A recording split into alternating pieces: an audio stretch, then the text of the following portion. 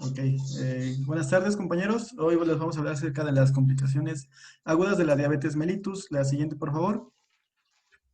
Mi nombre es Yael Aguilar. También nos va a estar acompañando Noel Eduardo y Jacqueline Barbosa. Algunas complicaciones de las que vamos a dar, cetoacidosis diabética, estado hiperosmolar, hiperglucémico y hipoglucemia. Vamos a hablar con respecto a cetoacidosis diabética. La siguiente, por favor. Bueno, se define como una complicación aguda que va a estar dada por una deficiencia casi absoluta bueno, y esta se va a caracterizar por una triada, la cual es, uno, hiperglucemia, cetonemia y acidosis metabólica. La siguiente, por favor.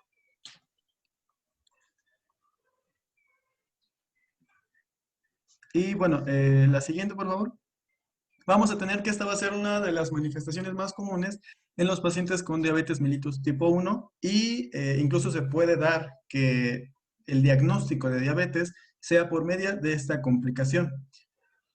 Bueno, ya que como tal puede ser de una evolución de 24 horas, lo que lleva con estos pacientes. La prevalencia es del 25% en menores de 20 años. Los pacientes con diabetes mellitus tipo 2 sí la pueden presentar, sin embargo no es común, salvo ciertas situaciones como sepsis, traumatismos o cirugías mayores. La mortalidad va dependiendo de la región en donde se dé y el tratamiento que se vaya a dar, ya que las principales complicaciones no son propias de la enfermedad, sino del tratamiento. Y la mortalidad va de un 2 a un 40%. Siguiente, por favor. Bien, vamos a tener algunos factores predisponentes, de los cuales podemos agruparlos en factores psicológicos, como una omisión o una reducción de la insulina, anorexia o una transgresión dietética, patologías gastrointestinales como pancreatitis, y hay algunos fármacos que interactúan con la glucosa, como son corticosteroides, tiazidas, simpaticomiméticos como dobutamina, terbutalina, algunos antipsicóticos. Disminución de bomba de infusión continua de insulina, perdón. Y continuamos, por favor. Algunos otros como infarto agudo del miocardio, consumo excesivo del alcohol, uremia, enfermedad cerebral vascular, hipertiroidismo, embarazo y traumatismo. Son algunas de las que nos podrían ser este factor predisponente para desarrollarlo. Siguiente, por favor. Ahora bien, vamos a hablar acerca de la fisiopatología. Es importante entenderla para poderla tratar. Así que, bueno, primeramente vamos a tener una concentración baja de la insulina. Posterior, una elevación de las hormonas contrarreguladoras, que nos va a dar una hiperglucemia, una estimulación de las vías lipolíticas, alteraciones hemodinámicas y electrolíticas. Y también nos puede dar una reacción inflamatoria. Siguiente, por favor. En este esquema les trato de explicar más a detalle. ¿Sí lo alcanzan a ver todos? Bueno, vamos a Sí, tener que, sí, se alcanzó. ok, vamos a tener que el déficit parcial o absoluto de la insulina es más el factor predisponente, nos va a hacer que aumenten las hormonas contrarreguladoras, de las cuales es glucagón, cotecolaminas, cortisol, la hormona del crecimiento, entre otras. Estas de aquí se van a disparar debido a que los tejidos periféricos no van a estar teniendo la suficiente entrada de la glucosa. Por lo tanto, a nivel de tejidos periféricos se van a echar las vías metabólicas alternas, como la lipólisis, la proteólisis, y van a seguir se va a dar la gluconeogénesis. Bien, entonces vamos a sacar ácidos grasos libres, los cuales se van a llevar al hígado. Algunas proteínas van a dar, se van a un proceso de lisis y nos va a dar alanina y glutamina, que estas van a llegar al hígado y van a ser usados como sustratos para la gluconeogénesis, provocando una mayor glucemia. Y bueno, al aumentar las catecolaminas y la deficiencia de insulina va a provocar que haya una transformación de los triglicéridos, ácidos grasos libres y también a glicerol. Estos sustratos nos van a servir para la formación de cuerpos cetónicos a través de la beta-oxidación y a la gluconeogénesis. Recordando que vamos a tener tres cuerpos principalmente cetónicos, es acetato, acetoacetato y beta-hidroxibutirato. Bien, ahora, por este lado vamos a tener una cetoacidosis. Aumentan las cetonas, pero no se van a poder usar correctamente. Vamos a tener la hipoglucemia, uno porque la insulina no está metiendo la glucosa a las células. Otra, porque las vías alternas se echaron a andar y aumentaron y empeoraron. Esto como tal nos va a dar una hiperosmolaridad. Bien, entonces esta hiperosmolaridad va a provocar que aumente la diuresis. Entonces, una vez que se aumenta, va a estar tirando lo que es glucosa, pero también se va a llevar mucha agua y electrolitos. Y bueno, eso de aquí nos va a dar alteraciones hemodinámicas, ya que las concentraciones altas de la osmolaridad, que pueden ser mayores de 330, llegar incluso hasta 400, van a dar afectaciones al sistema nervioso central. Ahora bien, debido a que la volemia, debido a la deshidratación que ahí se convierte en una hipovolemia, podemos llegar incluso a un shock hipovolémico. Por lo tanto, hay otro problema que se agrega, que es una hipoperfusión tisular. El riñón comienza a entrar a una falla y no puede ahora desechar la glucosa ni el agua. Pero, bueno, por lo tanto, aumenta y empeora el problema de la hiperosmolaridad. Adicionalmente a esto también se puede dar como resultado de un estado inflamatorio, ya que se observa que hay elevación de citocinas proinflamatorias, marcadores de estrés oxidativo, factor necrosis tumoral alfa, interleucina 6, 8, la proteína C reactiva, especies reactivas de oxígeno, de hiperoxidación, inhibidores de actividad de plasminógeno, por lo cual esto nos puede llegar incluso a una agregación plaquetaria y posteriormente a problemas de coagulación. La siguiente, por favor.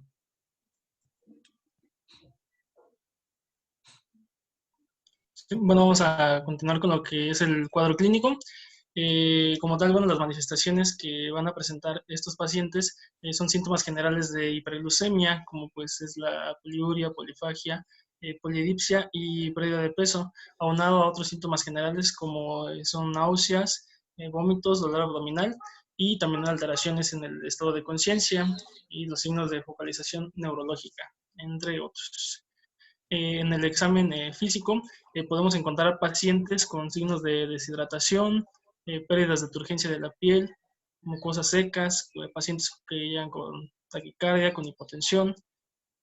Podemos encontrar con extremidades frías, llenado capilar mayor a 2 segundos, una pues, debilidad muscular, taquipnea o respiración de Kussmaul, esto aunado a que lleguen con una acidosis metabólica, presión venosa yugular baja y aliento a cetonas o a frutas, que es muy característico de la cetoacidosis diabética.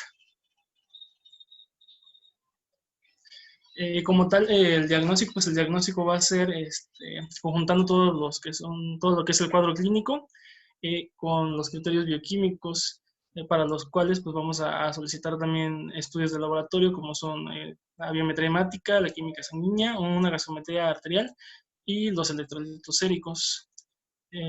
Para el diagnóstico, pues lo que vamos a medir va a ser el nivel de glucosa plasmática, el pH arterial, los niveles séricos de bicarbonato, y haya la presencia de cetonas en orina y en sangre, en los niveles plasmáticos de beta hidroxibutirato, también la osmolaridad sérica efectiva, el anión gap y el estado mental en el que se encuentra el paciente.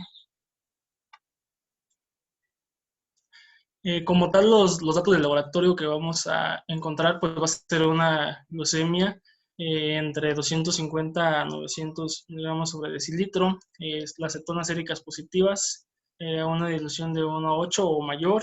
Vamos a encontrar una hiperpotasemia en algunos pacientes, aunque también podemos encontrar en algunos otros hipopotasemia o calemia, que es lo mismo.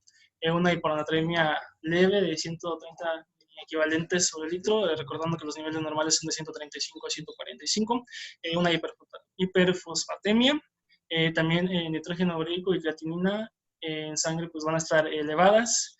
El pH lo vamos a encontrar disminuido de 7.3 hasta 6.9 y el bicarbonato entre 5 a 18 equivalentes.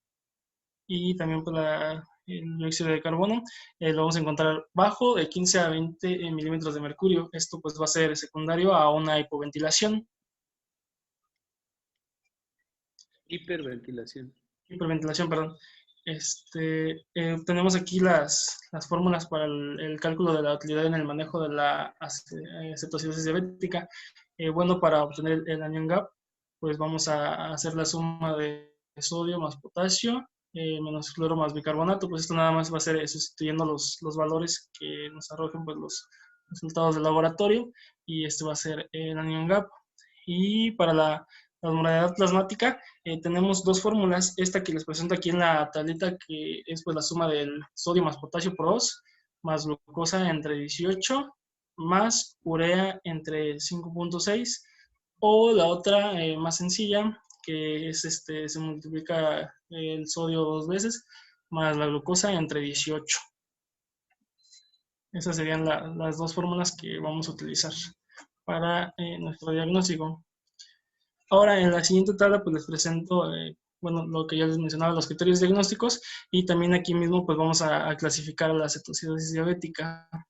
Como tal, la condición, pues el nivel de glucosa plasmática, en las tres, pues va a ser mayor de 250 miligramos sobre decilitro. Aquí lo que va a variar va a ser el pH arterial. En la leve, podemos encontrar de 7.30 hasta 7.25 el pH. En la cetocidosis moderada, de 7.24 hasta 7, y ya cuando es una cetocidosis severa es menor a 7. El nivel de bicarbonato en la leve va a ser de 18 a 15 equivalentes, cuando es moderada de 14 a 10, y cuando es severa de menor a 10 equivalentes. Es importante pues aquí resaltar o darnos cuenta que la cetonuria o cetonemia pues va a estar presente en las tres condiciones, que el beta-hidroxibutirato sérico pues en las tres va a ser menor de 3, y la osmolaridad plasmática efectiva pues en todas va a ser variable. Y aquí lo que también vamos a tomar en cuenta es el estado mental o la alteración que tiene el paciente. Cuando es leve, pues el paciente se encuentra alerta. Cuando está moderado, pues alerta o hasta cierto punto somnoliento. Y ya cuando es un caso severo, pues puede encontrar en estupor o en coma. Ahora es importante hacer el diagnóstico diferencial de la cetocidosis diabética con pues, otras patologías, como es el estado hiperosmolar. La bibliografía menciona que hay pacientes que pueden presentar un trastorno mixto, tanto cetocidosis diabética como el estado hiperosmolar al mismo tiempo. También es importante pues, tener en cuenta que la cetocidosis no solo indica un diagnóstico exclusivo de cetocidosis diabética, sino también pueden haber pacientes que no se conocen o no saben que tienen diabetes y presentan todos los signos y síntomas de una cetocidosis diabética y pueden debutar con esta misma. También podemos hacer el diagnóstico diferencial con acidosis láctica, una insuficiencia renal. También es importante que cuando no es diabética puede ser por cetoacidosis alcohólica o cetoacidosis por un ayuno prolongado, perdón. También con el coma hiperosmolar y acidosis urémica. En cuanto a las complicaciones, como se los mencionaba a mi compañero Yael, va a ser más como tal por el tratamiento. La principal pues, va a ser el edema cerebral, y pues este va a ser secundario a correcciones bruscas de la osmolaridad plasmática. También puede presentar una insuficiencia cardíaca. Esta pues, puede ser provocada o desencadenada por la sobrecarga de líquidos, los retornos del potasio que pueden ser variables, y también en el tratamiento pues tiene que haber una adecuada corrección del potasio. Puede presentar por la dificultad respiratoria aguda, neumotórax, y también episodios tromboembólicos arteriales y venosos. En cuanto al tratamiento, el tratamiento pues se basa como tal en la corrección de la deshidratación y la hiperglucemia, la disminución de los cuerpos cetónicos, el corregir la hiperosmolaridad plasmática, restaurar el equilibrio electrolítico y pues tratar la causa precipitante de la patología. En cuanto a esto, pues vamos a tener 3 puntos muy importantes, que es la rehidratación intravenosa agresiva, la insuloterapia precoz e individualizada, como lo veíamos ayer, pues el tratamiento se tiene que dar acorde al paciente, no es como universal para todos.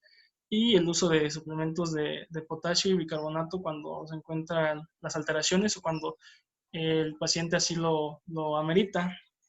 También es importante el monitoreo de los signos vitales, el estar teniendo en cuenta el volumen de líquidos, tanto los administrados como los líquidos eliminados, y pues lo que les comentaba, la dosificación de la insulina. También es importante medir la glucosa plasmática, los electrolitos y los gases arteriales de 2 a cada 4 horas para ir viendo cómo va evolucionando el paciente.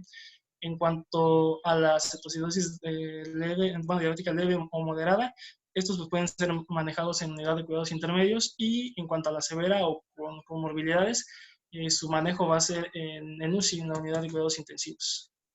Y es importante tener en cuenta que en promedio la resolución de la cetoacidosis va a ser entre 10 a 18 horas. Como tal, pues la rehidratación vía intravenosa se va a iniciar con una administración de 500 a 1000 mililitros hora de solución salina o bueno, de cloruro de sodio al 9%. Esto va a ser durante las primeras 2 horas. Después vamos a revisar el sodio sérico corregido. Si se encuentra en valores alto o normal, se le va a administrar de 250 a 500 mililitros hora igual de solución salina, pero al 45%. Esto va a ser dependiendo del estado de hidratación. Ahora, si el sodio sérico se encuentra bajo, vamos a administrar la misma cantidad de mililitros, pero la solución va a seguir siendo al 9%, y esto igual va a depender del estado de hidratación. Cuando ya tenemos un requerimiento del mantenimiento de los líquidos, vamos a estar revisando también lo que es la glucosa plasmática. Estas se tienen que encontrar entre 200 a 250 miligramos por decilitro. Si vemos que está así, pues si ya administramos a punto 45 en normal o alta, se va a seguir manteniendo la terapia, y se le va a agregar dextrosa al 5%, en una proporción puede ser hasta el 10%, y en dado caso pues de que sea bajo, igual se va a estar revisando esto, y se va a cambiar pues a cloruro de sodio igual al 45%.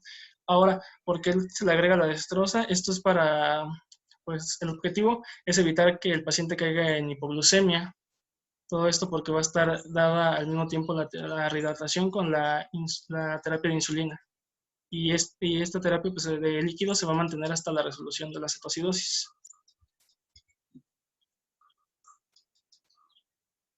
En cuanto a la terapia con la insulina, la guía de práctica clínica recomienda que esta se inicie en la segunda hora de inicio del tratamiento con líquidos, y hay 2 métodos de administración. Se recomienda la intravenosa o la subcutánea, aunque es preferentemente la intravenosa.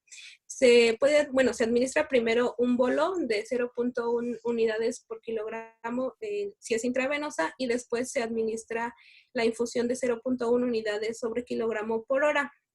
En caso de que sea subcutánea, se administra igual primero un bolo, pero de 0.2 unidades sobre kilogramo, y después ya la infusión de 0.2 unidades sobre kilogramo por hora. Después de esto ya se van a checar los niveles de glucosa, y como ya lo había mencionado, cuando sean menores a 200, la administración de insulina disminuye. En caso de la intravenosa, se recomienda ahora disminuirla a 0.05 y en la subcutánea a 0.1. Y aparte se le agrega la dextrosa al 5% y seguir viendo lo del manejo. La siguiente, por favor. En cuanto a los suplementos como el potasio, la mayoría de los pacientes suele presentar hipopotasemia, entonces se recomienda que se lleve un buen control de para evitar que se generen arritmias. Se recomienda que se tenga un potasio mayor al 5%. Cuando se tiene no se le administra cloruro de potasio, pero sí se mantienen los niveles cada 2 horas, se determinan. Y si el potasio es menor a 5.000 equivalentes, se recomienda la administración de 20 a 40.000 equivalentes de cloruro de potasio por cada litro de fluido. Esto por vía intravenosa. Y si el potasio es menor a 3.3, se recomienda que se administre de 10 a 20 miliequivalentes. Sin embargo, cuando es menor a esto, se recomienda que se retrase la terapia con insulina porque este puede exacerbar más lo de la hipopotasemia y iniciarse hasta que el potasio sea mayor a 3.3.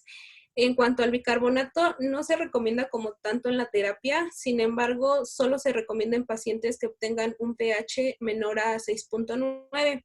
Y también para la administración de insulina subcutánea, decía que es cuando ya se corrigió la cetoacidosis, el paciente ya tiene buen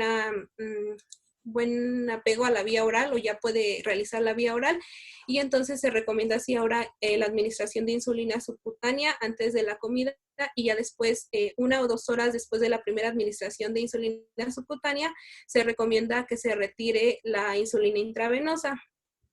¿Le puedes cambiar, por favor?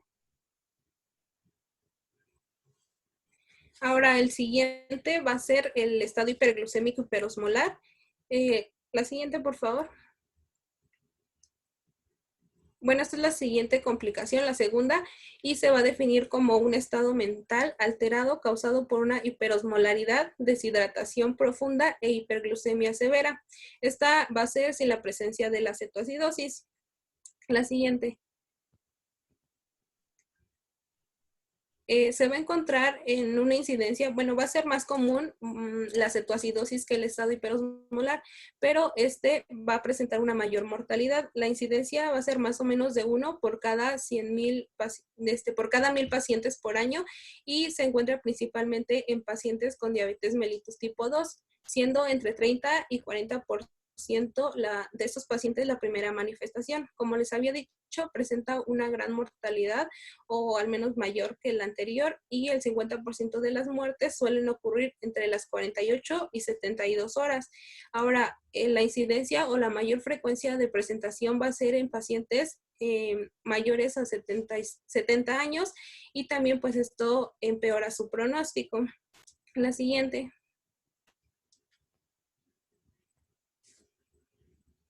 En cuanto a los factores predisponentes y precipitantes del estado hiperglucémico, muchos se van a relacionar con el anterior. Entre los predisponentes tenemos la edad mayor a 60 años, que tengan diabetes, que sean diabéticos, pero que tengan un mal control de este y que haya sido crónico, o igual puede ser insuficiencia renal.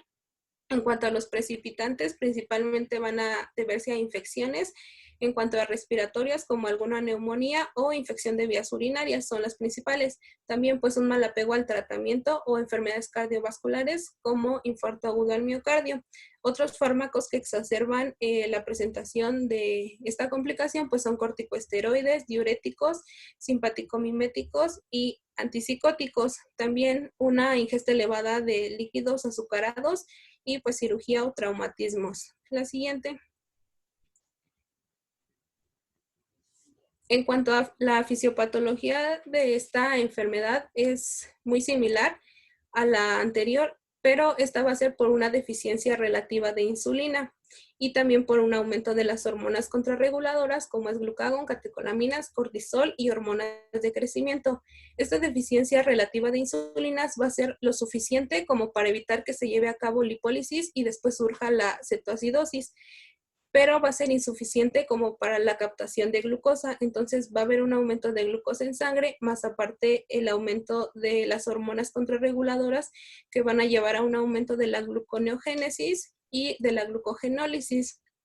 Todo esto va a aumentar más la glucosa y va a llevar a una hiperglicemia. Van a aumentar la osmolaridad y va a va a salir el líquido intracelular al espacio extracelular, provocando así también una deshidratación. En cuanto a la hiperglicemia, el riñón va a superar el límite o el umbral lo va a sobrepasar y entonces se va a provocar una glucosuria. Esta glucosuria también se va a acompañar de diuresis osmótica, se van a eliminar gran cantidad de pérdida de agua. Decía que en casos extremos hasta 9 litros se perdían y también de electrolitos, causando una alteración electrolítica y llevando pues igual a la deshidratación. Todo esto va a disminuir o va a tener una alteración en la filtración glomerular y va a llevar a una falla renal aguda que va a exacerbar más la hiperglicemia y también la hiperosmolaridad. Y pues prácticamente esa es la fisiopatología. La siguiente, por favor. Bien, vamos a continuar con las manifestaciones clínicas. Mi audio no se, mi video no se puede ver, no sé por qué, creo que falló mi cámara. Pero bueno, vamos a continuar. La siguiente, por favor. Bien, con respecto a las manifestaciones clínicas, a diferencia del problema agudo que se habló antes, este de aquí va a tener una instalación más lenta, la cual puede ser de días a semanas. Los síntomas que nos va a referir el paciente van a ser igual signos clásicos de un descontrol metabólico, los cuales son fatiga, visión borrosa, polidipsia, polifagia, poliuria. Recordando que estos polis aumentan, como bien el doctor nos mencionó ayer, cuando se sobrepasa esta tasa, la cual es de 180 miligramos sobre decilitro. Vamos a tener que también el paciente va a presentar calambres musculares, pérdida de peso. Y bueno, a la exploración física vamos a observar algunos signos de deshidratación, como la disminución de la turgencia de piel, como el signo del pliegue. Y este de aquí nos va a ayudar también a saber el tipo de deshidratación, si es ya grave o moderado o leve. Por ejemplo, si este paciente el signo del pliegue dura de 2 a 5 segundos, podemos decir que es moderada, y si es arriba de 5 segundos, ya podemos pensar en algo más grave. La sequedad de las mucosas también, y bueno, conforme va avanzando la pérdida del volumen, podemos tener datos de hipovolemia, como lo que es la hipotensión, la taquicardia, y puede llegar a un choque de tipo hipoperfusión tisular. Entonces, bueno, también así van a disminuir los volúmenes urinarios, que es otro síntoma que nos va a dar el paciente. Algunos otros son náuseas, vómito, dolor abdominal, ausencia de los ruidos intestinales. Y bueno, la siguiente, por favor. De acuerdo al estado hiperosmolar que tenga este paciente, nos van a dar algunas alteraciones en el sistema nervioso central. De 320 a 350 podemos encontrar el paciente alerta. De 350 a 380 lo podemos encontrar ya obnubilado. De 380 a 400 ya estuporoso. Y arriba de 400, pues bueno, ya puede estar incluso en coma. Sin embargo, estas cifras que están aquí no quieren decir que todos los pacientes que tengan esta característica va a estar correlacionado con su hiperosmolaridad. Pueden variar. La siguiente, por favor. Ahora bien, otro dato antes de pasar a los laboratorios es que a menudo, si hay una infección, no puede presentar fiebre. Y esto debido a que puede presentar una hipotermia debido a la baja o a los bajos niveles de volumen sanguíneo que hay. Por lo tanto, vamos a tener una hipotermia. Entonces, nos va a enmascarar el intento de fiebre que puede haber. Es por eso que se tienen que ordenar algunos exámenes de laboratorio que más adelante vamos a hablar. Y bueno, la hipotermia también es algo de mal pronóstico. Ahora, hablando de los datos de laboratorio, perdón, antes recordando que aquí pues no va a haber respiración de Kussmaul ya que no hay una acidosis, pero si llega a haber una acidosis se tiene que buscar que esta acidosis sea secundaria a una sepsis o a un infarto agudo al miocardio con choque. Ahora bien, con los datos de laboratorio, de acuerdo con la Asociación Americana de Diabetes y la Unión Británica de Diabetes, vamos a obtener que estas son dos guías. Sin embargo, lo que se ha observado, bueno, yo he visto más, no sé si ustedes también, lo que usan más los doctores aquí en México es la ADA. Entonces, estos parámetros laboratoriales que van a usar es una glucosa en sangre arriba de 600 miligramos, perdón. Aunque también se pueden observar incluso valores de hasta 2400.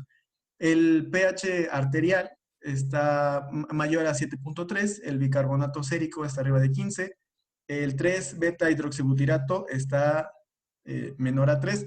Algo que quería resaltar eh, de, del- de la cetoacidosis diabética es que he visto que algunos pacientes, para ver si hay cetonas en orina, usan algo que se llama cetotest, que es la tira reactiva que se ve en orina. Sin embargo, este de aquí no es muy fiable, ya que los valores que nos arrojan son reflejados a la presencia del acetoacetato y acetato, pero no del del 3-hidroxibutirato, que este es principalmente en que se maneja en la cetoacidosis diabética. Un pequeño paréntesis.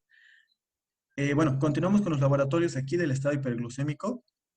Vamos a tener que las cetonas en orina van a estar negativas o muy bajas. La osmolaridad, la ADA no la reporta, pero ¿por qué? Porque ellos se enfocan más en la osmolaridad efectiva. Hay que recordar que en esta fórmula se excluye la urea, porque esta, pues bueno, puede pasar entre las membranas sin acarrear agua o electrolitos.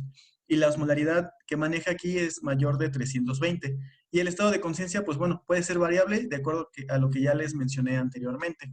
Y bueno, de los británicos que manejan, pues es la glucosa arriba de 540, pH arriba de 7.3, bicarbonato arriba de 15, del hidroxibutirato arriba de 3. Ellos sí buscan cetonas que tengan 2 cruces o menores. La osmolaridad, ellos sí usan la osmolaridad, no la osmolaridad efectiva. Ellos la reportan igual en 320. Y el estado de conciencia también puede ser variable. La siguiente, por favor. Ahora bien, la ADA, para abordar esta patología, nos pide que usemos ciertas fórmulas. El de anión GAP, que la fórmula, Noel ya nos había dado una, que es el sodio menos el potasio, esto por el cloro y el bicarbonato. Sin embargo, bueno, esta bibliografía me marcó esta otra fórmula.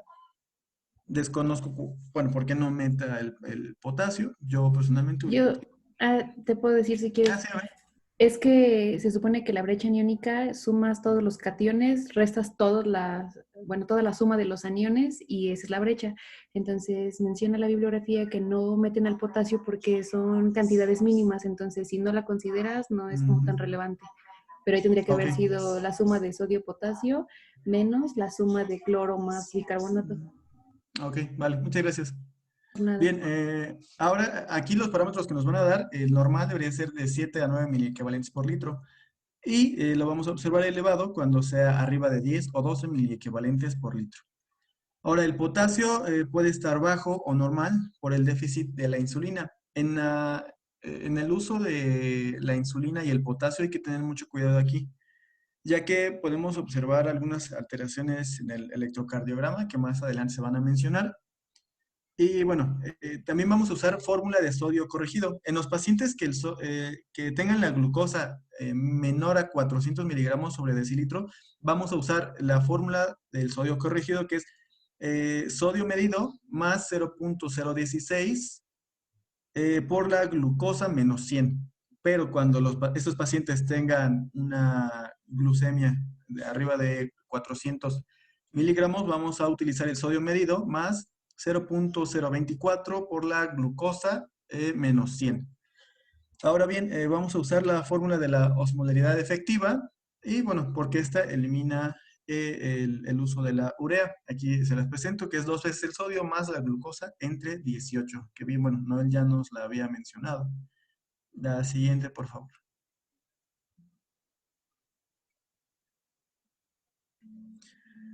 Bueno, ahora la ADA nos da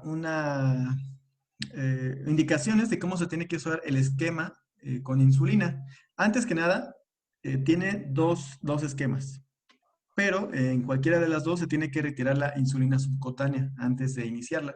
La primera va a iniciar con un bolo de insulina regular al 0.1 unidades por kilogramo.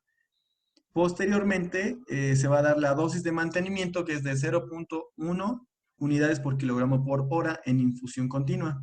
La otra, comenzamos sin un bolo inicial. La otra, luego se inicia con 0.14 unidades por kilogramo por hora en infusión continua desde el inicio de la insulinoterapia. Ahora, ambas se realiza el seguimiento por 1 hora esperando una reducción del 10% de la glucemia. Y bueno, si no es así, si no vemos que hay una reducción, se va a pasar un bolo de 0.14 unidades por kilogramo por hora. Y bueno, ¿cómo vamos a saber o cuál es nuestra meta en este momento? Es mantener una cifra menor de 300 miligramos sobre decilitro. Este va a ser nuestro descenso adecuado. La siguiente, por favor. Ahora bien, cuando ya lleguemos aquí a los 300 miligramos sobre decilitro, vamos a tener que cambiar esta dosis por una dosis de 0.02 o puede ser una dosis de 0.05 unidades por kilogramo sobre decilitro, pero esta ya le vamos a agregar dextrosa al 5% más su solución salina en los dosis que ya se habían dado. Esto con el fin de mantener los niveles de glucosa de entre un 200 y un 300, de 200 a 300 miligramos sobre decilitro. Ahora bien, hay que tener precaución, ya que si se encuentra el potasio abajo de 3.3 miliequivalentes por litro, se suspende y se empieza la terapia con potasio. ¿Por qué? Ya que cuando tú estás usando la insulina, al entrar la glucosa, también está entrando el potasio. Entonces nos puede dar una hipocalemia severa. Por eso hay que tener cuidado con esto. Siguiente, por favor. Ahora bien, la guía británica que propone, bueno, ellos la terapia de insulina la meten desde el inicio, porque, bueno, así es como ellos lo manejan. Sin embargo, hay ciertos criterios que lo impiden. Por ejemplo, si encontramos niveles de 3-beta hidroxibutirato sea mayor a un mol por milimol por litro, perdón, se suspende. Igual si hay cetonuria, 2 cruces, se suspende. Y si el potasio está abajo de 3.3, también se suspende. Y bueno, ellos, la dosis que usan es de 0.05 unidades por kilogramo por hora. Y bueno, lo mismo, una vez que se llegue a 300 miligramos, se cambia la solución, que puede ser desde 0 a 1 unidad por kilogramo por hora. Y esto va a ser dependiendo de cada paciente. La siguiente, por favor. Y bueno, la guía británica nos va a dar como una extra diferencia de la ADA, es la anticoagulación. Ellos proponen que se puede dar un uso profiláctico de heparina de bajo peso molecular, ya que se ha visto que en los pacientes, incluso posterior a 3 meses, pueden desarrollar coágulos. Pero esto, bueno, no hay una evidencia suficiente que sustente la acción. Y esto, bueno, recordando algo de la fisiopatología, recordemos que aquí también se ve afectado el plasminógeno y puede haber una agregación plaquetaria. Por otro lado, en suplementos, el potasio no va a tener algún cambio con respecto a la anterior patología. Se va a manejar lo mismo. Si el volumen, el sodio plasmático se encuentra abajo de 5 miliequivalentes por litro, se va a administrar de 20 a 40 de cloruro de potasio por cada litro de fluido intravenoso administrado. Ahora, si el potasio se encuentra abajo de 3.3, tiene que dar de 10 a 20 miliequivalentes por hora de cloruro de potasio y se retrasa la terapia con insulina, por lo que ya se había mencionado. Ahora, el potasio plasmático, si es mayor a 5, pues bueno, no se le agrega nada. Sin embargo, se tiene que estar administrando cada 2 horas el valor del potasio. El objetivo va a ser tener un potasio sérico de 4 a 5 miliequivalentes. La siguiente, por favor. Bueno, y vamos a continuar con lo que es la hipoglucemia. Bueno, como tal, la hipoglucemia va a ser una condición clínica que se va a caracterizar por las concentraciones bajas de glucosa en sangre. Usualmente, pues esto va a ser menor a 70 miligramos sobre decilitro. Aquí, pues, para tener como tal la hipoglucemia, tenemos lo que es la triada de Würpel, que la vamos a ver más adelante en el cuadro clínico. En cuanto a la epidemiología, pues tenemos que la hipoglucemia es la primera causa de coma diabético, esto por un mal apego al tratamiento, cuando hay pues, un exceso en las dosis de insulina. También se ha visto o se ve que se manifiesta en mayor medida en pacientes con diabetes mellitus tipo 1. En cuanto a la frecuencia en la diabetes mellitus tipo 2, la hipoglucemia grave es de 1.9 a 2.4 casos por 10.000 diabéticos tratados por año, y en uno de cada 20 puede resultar mortal. Es importante también que el 58% de los diabéticos sufren al mes una hipoglucemia moderada, pero muchas veces pues no se dan cuenta porque pues es asintomática.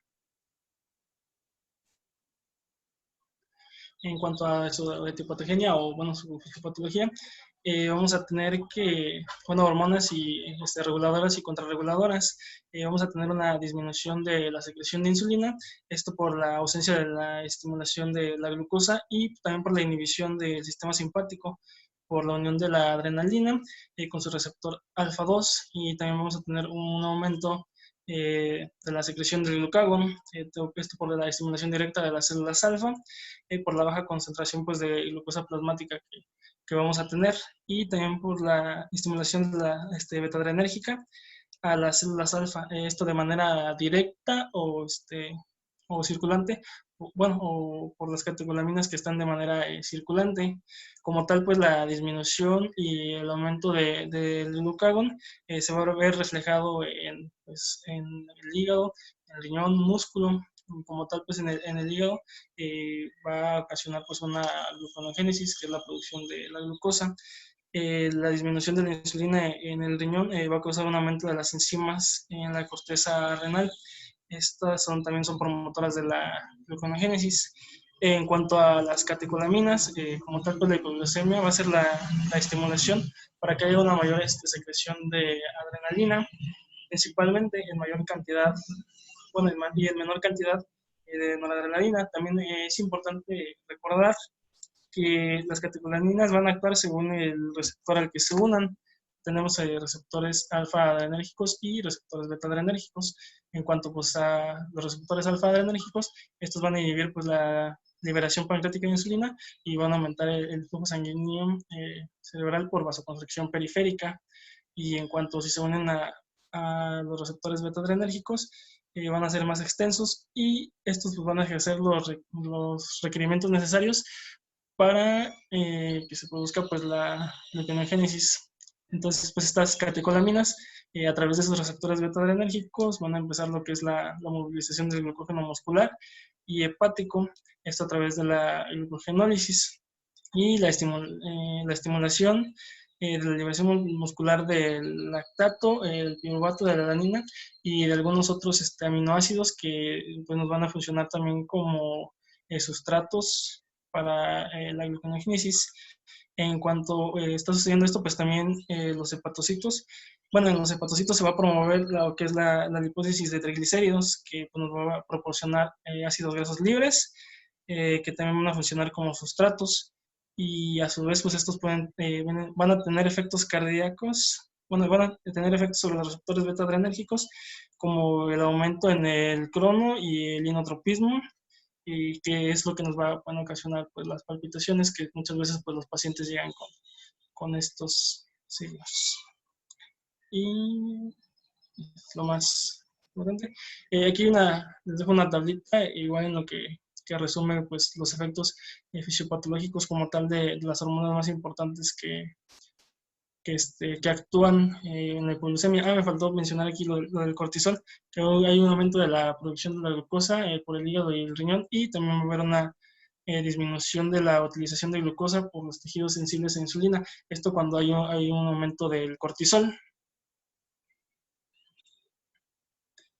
Y bueno, en cuanto a la clasificación clínica de la hipoglucemia, vamos a tener hipoglucemia severa, y como tal, la definición va a ser que requiere de terceros para la administración de hidratos de carbono, de glucagón, y luego una recuperación neurológica del episodio. En cuanto a la hipoglucemia sintomática documentada, esta va a presentar síntomas característicos de hipoglucemia, pero con una glicemia menor o igual a 70 miligramos sobre decilitro. En cuanto a la sintomática, pues no, los pacientes no van a presentar síntomas, pero al tomarle la glicemia, pues va a estar igual o menor a 70 miligramos sobre decilitro. La hipoglucemia sintomática probable tiene los síntomas típicos, pero no hay una medición de la glicemia. y la pseudoglucemia van a ser síntomas que pues, se le van a atribuir a la hipoglucemia, pero la glucosa va a ser mayor o igual a 70. Rápidamente mencionar aquí que no hay una estandarización como tal para síntomas como tal, ya que se menciona que incluso hay pacientes que manejan cantidades altas de su glucemia, pero que al estar al 70 incluso ya pueden manifestarse. Y por el otro lado, hay pacientes que pueden manejar incluso hasta 57 y no presentan algo. Sin embargo, aquí para fines como para estandarización se toma lo de 70. 70 miligramos por decilitro. También había leído que a partir de los 60, sí, los 60 miligramos sobre decilitro es cuando empiezan a actuar las hormonas contrarreguladoras, y en cuanto va descendiendo más, incluso si llega hasta 30, pues ya cae en un coma o la muerte.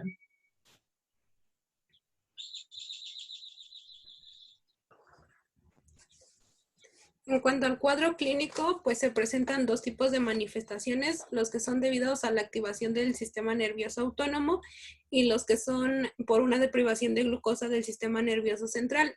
En los primeros se suelen presentar cantidades de glucosa menor a 54 miligramos sobre decilitro y pues se encuentra taquicardia, palpitación, sudoración, temblores, náuseas y también el hambre. Y en los otros, que son los síntomas neuroglucopénicos, ya se pueden encontrar cuando disminuye un poco más, cerca de 50 miligramos sobre decilitro, como irritabilidad, confusión, visión borrosa, falta de concentración y dificultad para hablar. También mencionaba de la hipoglucemia sintomática que se iba a presentar en pacientes que presentaban repetidas ocasiones de hipoglucemia. Entonces, en estos pacientes los principales signos y síntomas que se presentaban eran los neuroglucopénicos, y debido a que se provocaba como una adaptación del sistema nervioso autónomo a las repetidas hipoglucemias. La siguiente, por favor. En cuanto al diagnóstico, se describe la triada de Whipple, que incluye síntomas compatibles con la hipoglucemia, las concentraciones de glucosa sean menores a 50 miligramos sobre decilitro, unas bibliografías lo mencionan 50, otros 70, y el alivio inmediato de los síntomas después de la ingestión de glucosa. Entonces, el diagnóstico prácticamente va a ser clínico y por la medición de glucosa capilar o sérica. ¿Le puedes cambiar, por favor? Y ya finalmente en el tratamiento va a depender, la vía de administración va a depender de cómo se encuentra el paciente. Puede ser oral en pacientes que tienen síntomas leves o moderados y que no presentan ningún deterioro de las funciones cognitivas. Se recomienda alguna bebida o algún alimento rico en carbohidratos con un aporte aproximado de 15 gramos y la reevaluación 20 minutos después. Si no mejora o también puede presentar deterioro de las funciones cognitivas, se recomienda glucagón, 1 miligramo por vía intramuscular o subcutánea, y también se espera a que, bueno, también se puede recomendar en pacientes que presenten deterioro, entonces se reevalúa 15 minutos después que aumente la glucemia capilar y también se le debe de administrar carbohidratos adicionales. La siguiente. En cuanto a la vía parenteral, va a ser más para pacientes con deterioro neurológico o que no responden a la administración de glucagón o por alguna razón no se les puede administrar la vía oral. Se recomienda la administración intravenosa de 50 mililitros de solución glucosada al 50% por infusión rápida hasta que mejoren los síntomas y posterior a se mantiene una infusión con solución al 10%. La siguiente.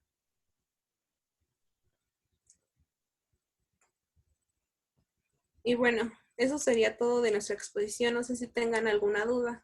Gracias, compañeros. Listo. No, todo bien. ¿Algo que quieras preguntar? ¿Alguna duda? Ya que tenemos otra clase encima. No, ninguna duda.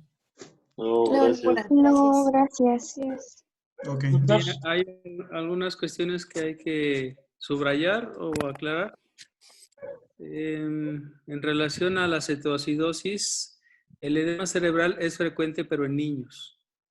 El adulto prácticamente no hace edema cerebral, aun cuando tenga un recambio muy alto de líquidos. Es decir, que se le haga una infusión muy alta de líquidos y que a su vez esté orinando o perdiendo mucho mucho líquido, ¿no?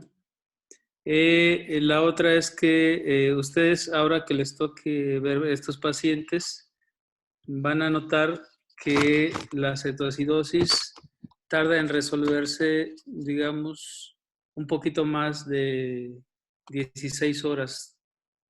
A Incluso 24 lo marcaba alguna bibliografía. doctor. Incluso más, pueden ser hasta 2-3 días que el Ujú. paciente esté con este cuadro, digamos, persistente. Clínicamente es fácil evidenciar que sigue en cetoacidosis por la respiración de Kussmaul. ¿De qué depende? De la persistencia de los síntomas o del cuadro clínico, de que la cetoacidosis se está generando, digamos, se están generando cetoácidos, que ya bien dijeron son 3 cetoácidos, y el tratamiento requiere cierto tiempo para ir disminuyendo poco a poco esta producción acelerada de cetoácidos. Nosotros en México no tenemos forma de medir el beta-hidroxibutirato en sangre. Lo habitual es que usemos la tira reactiva de orina. La tira reactiva detecta principalmente acetona y ácido acético, pero es útil como parte del esquema de evaluación continua. Recordar que, bueno, el anion gap, ¿ustedes saben para qué se usa el anion gap? ¿Quién me quiera contestar?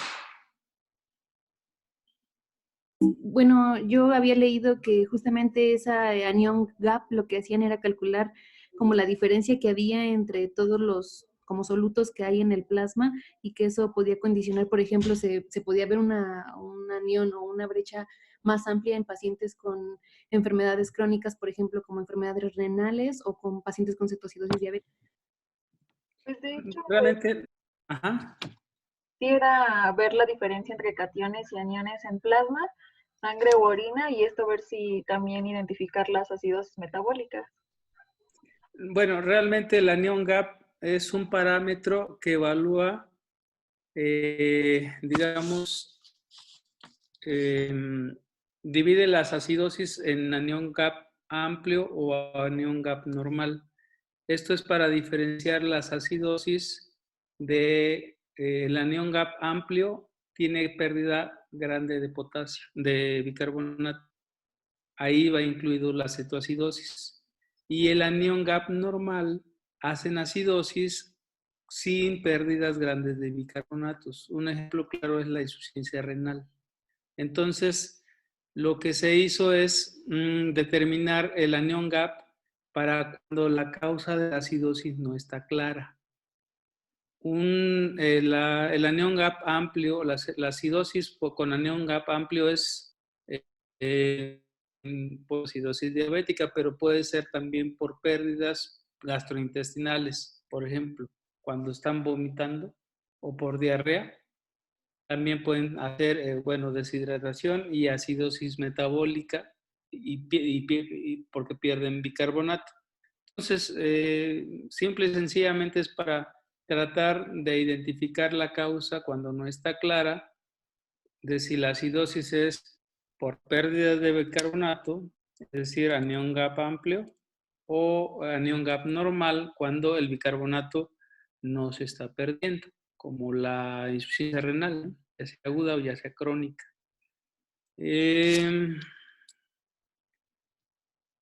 Ok. ¿Por qué creen que se debe corregir el sodio en los pacientes con cetoacidosis, con estado hiperosmolar? ¿Cuál es la finalidad de corregir el sodio?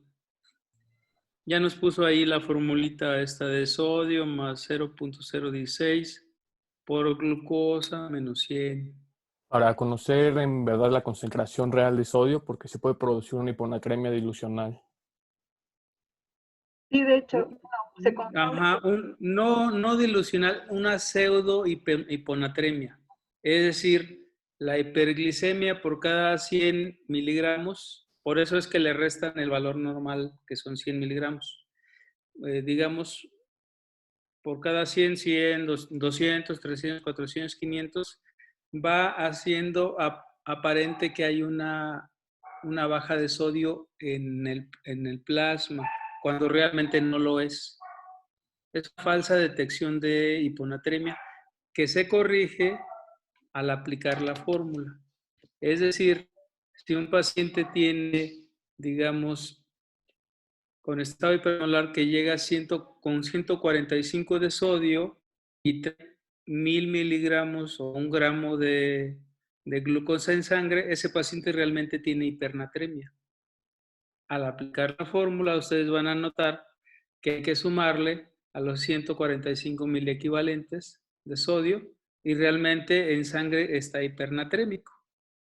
Entonces, hace la glucosa muy alta en sangre es que detecta falsamente una baja de sodio, por eso se aplica la corrección de sodio. Doctor, bueno, también en lugar de aplicar la fórmula, tenía entendido que por cada 100 miligramos de glucosa se sumaba ya sea de 1.6 a 2 miliequivalentes al sodio. Entonces, de ahí también. Es otra forma de aplicar la corrección. Sí, hay más de una forma de aplicar la corrección. Son muy parecidas realmente y nos van a llevar más o menos al mismo resultado.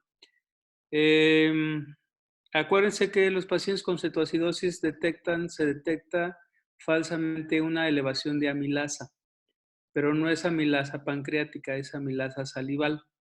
Entonces se pueden hacer falsos diagnósticos de pancreatitis, sobre todo porque pueden llegar con náuseas, vómito y dolor abdominal.